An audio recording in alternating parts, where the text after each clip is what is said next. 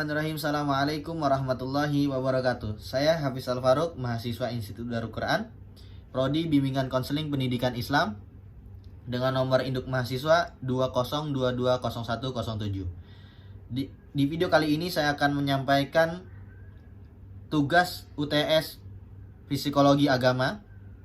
Yang ditugaskan adalah untuk menceritakan contoh kasus seseorang yang mengalami gangguan mental. Nah, berkenaan saya berada di pesantren Darul Quran, saya di sini menjadi pendidik ataupun menjadi penanggung jawab santri. Nah, di keseharian saya mendapatkan banyak sekali kasus. Contohnya ada beberapa contoh kasus yang ini akan saya sampaikan di video kali ini. Nah, kasus yang pertama, kasusnya ini adalah ada seseorang santri yang selalu dikatakan memiliki akhlak yang tidak baik, memiliki adab yang buruk, yang memiliki sikap yang tidak sopan dengan gurunya, suka menjawab ataupun tidak mendengarkan kata-kata gurunya, ataupun pecicilan, hyperaktif.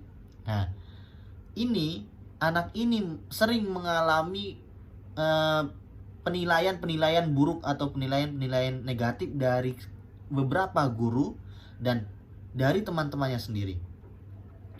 Nah, sehingga apa? Sehingga anak ini merasa ada yang salah dari dia. Nah, sehingga dia mengatakan ke orang tuanya, kok aku dikatakan ini, aku dikatakan itu. Nah, karena beberapa guru ini dan teman-temannya ini tidak tahu apa yang terjadi dalam diri dia, nah, sehingga mereka bisa mengatakan hal-hal yang negatif itu. Sesungguhnya apa?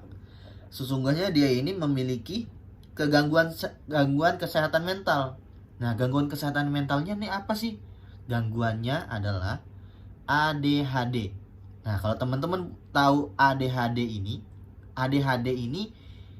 sejenis penyakit atau gangguan mental yang bisa bermula dari anak-anak sampai dewasa kalau tidak memiliki langsung diobati ataupun diambil tindakan untuk kesehatan mentalnya tersebut. Nah, ini akan berlanjut, akan terus ada sampai dia dewasa.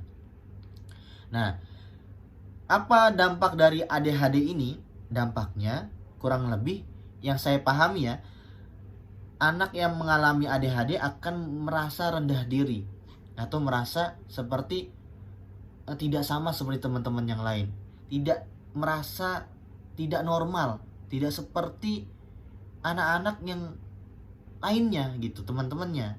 Nah, terus hubungan dia dengan orang lain itu akan bermasalah. Seperti yang saya jelaskan tadi, beberapa guru dan teman-temannya mengatakan dia itu tidak memiliki akhlak ataupun tidak sopan ataupun tidak mendengarkan gurunya. Tetapi kalau kita melihat dia lebih dalam lagi ke dirinya, dia ini memiliki gangguan mental. Nah, terus ada dampak lain, yaitu kesulitan dalam belajar ataupun memperhatikan gurunya. Nah, karena kenapa? Di dalam penyakit dampak dari ADHD ini kurang lebih dia akan hyperaktif, menjadi hyperaktif. Hyperaktif ini pecicilan atau tidak bisa diatur.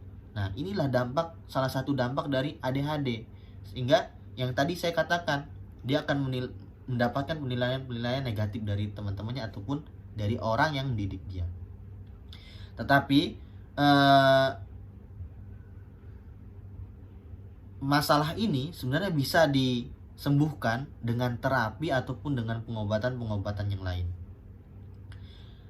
Nah, kasus selanjutnya adalah ada seorang santri yang awalnya dia izin tidak ikut kegiatan ataupun tidak sekolah ataupun tidak ikut belajar.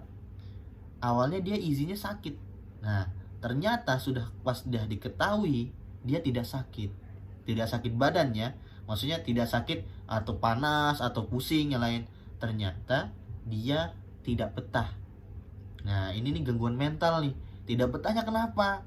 Kok sehingga dia mau berbohong, dia ngomong nggak betah karena dia memiliki gangguan mental. Gangguan mentalnya itu dia sering dibully, dia sering jelek-jelekan oleh teman-temannya, dia sering dikucilkan, sehingga apa, dia memiliki rasa ketidakbetahan di pesantren, ketidakbetahan dalam dunia pendidikan.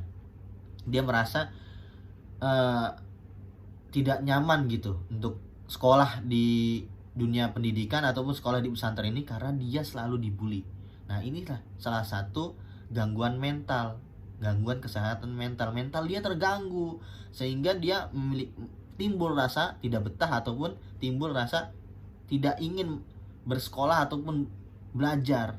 Nah, inilah beberapa masalah, beberapa kasus yang saya dapatkan dalam pengalaman saya melakukan atau menjadi pendidik di pesantren Darul Quran.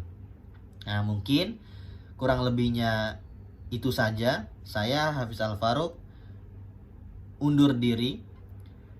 Kalau misalkan ada salah dari kata-kata saya, itu datangnya dari saya dan semua kebenaran datangnya dari Allah. Saya akhiri, wassalamualaikum warahmatullahi wabarakatuh.